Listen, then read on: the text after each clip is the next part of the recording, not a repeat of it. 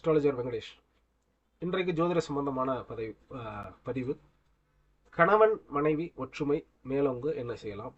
இல்லை கணவன் மனைவிக்குள் பிரிவுகள் ஏற்படுற மாதிரி இருக்கு, கணவன் மனைவிக்குள் பிரச்சனைகள் ஏற்பட்டிருக்கு, அது விவாகரத்து இந்த மாதிரியான விஷயங்களை நோக்கி பயணிக்கிற ஒரு சூழல்ல இருக்கு.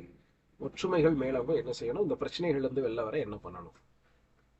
முதல் விஷயம், ஸ்ரீனிவாச மங்காபுரம், திருப்பதி, கீழ் திருப்பதியில் இருக்கக்கூடிய ஸ்ரீனிவாச மங்காபுரம் அந்த கோவிலுக்கு சென்று அங்க தினமும் நடக்கக்கூடிய திருக்கல்யாணத்துல கலந்து கொள்ளணும். இது ரொம்ப பெரிய ஒரு சக்தி வாய்ந்த ஸ்தலம். இந்த ஸ்தலத்துல தினமும் திருக்கல்யாணம் நடக்கும். அந்த திருக்கல்யாணத்துல கலந்துக்கிட்டு அங்க தரக்கூடிய அக்ஷதைய நம்ம வாங்குறது ரொம்ப ஒரு பெரிய பாக்கியம். இது கணவன் மனைவி 2 பேரும் சேர்ந்து போகக்கூடிய சூழல் இருந்தால் ரொம்ப விசேஷம். இல்லை பிரச்சனைகளாக இருக்குது, யாராவது ஒருத்தங்க தான் போக முடியும்னா தாராளமாக போகலாம். போய் 2 பேருக்கும் பிரார்த்தனை பண்ணிட்டு வரலாம். இங்கே புதன், வியாழன், வெள்ளி இந்த 3 நாட்களில் போகிறது தான் சிறப்பு. சரிங்களா? இது முதல் கோவில் ஸ்ரீனிவாச மங்காபுரம் கீழ் திருப்பதியில் இருக்குது. இங்கே போய் வந்தீங்கன்னா நிச்சயமாக உங்களுடைய திருமண வாழ்க்கையில் மிகப்பெரிய மாற்றங்கள் ஏற்படும். ஒரு நல்ல கணவன் மனைவிக்குள்ள ஒற்றுமைகள் ஏற்படும், உறவுகள் சிறக்கும். முதல் விஷயம். 2வது விஷயம், திருச்செங்கோடு அர்த்தநாரீஸ்வரர்.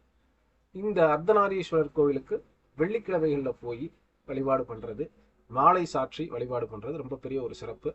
இங்கேயும் தம்பதியாக போகிறது நல்லது. இல்லை அந்த மாதிரியான ஒரு சூழல் இல்லை அப்படிங்கும்போது நீங்கள் தனியாக போய் கூட நீங்கள் வழிபாடு பண்ணிட்டு வரலாம்.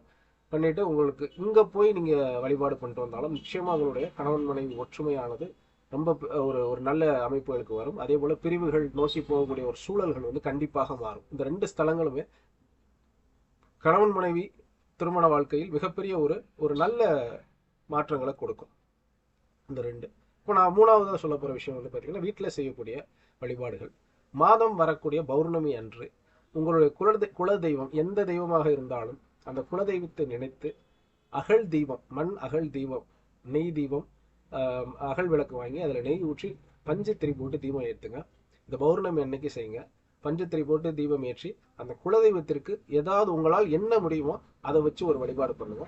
வழிபாடு பண்ணி உங்களுடைய இந்த பிரார்த்தனையை வச்சுக்கிட்டே வாங்க.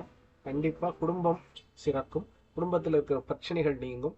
குறிப்பாக கணவன் மனைவிக்கு அவங்க 2 பேருக்கும் இடையில் இருக்கக்கூடிய சிக்கல்கள் கண்டிப்பாக தீரும். இந்த 3 விஷயங்களும் மிகவும் சக்தியானது. செய்து பலன் பெறுங்கள். நன்றி, வணக்கம்.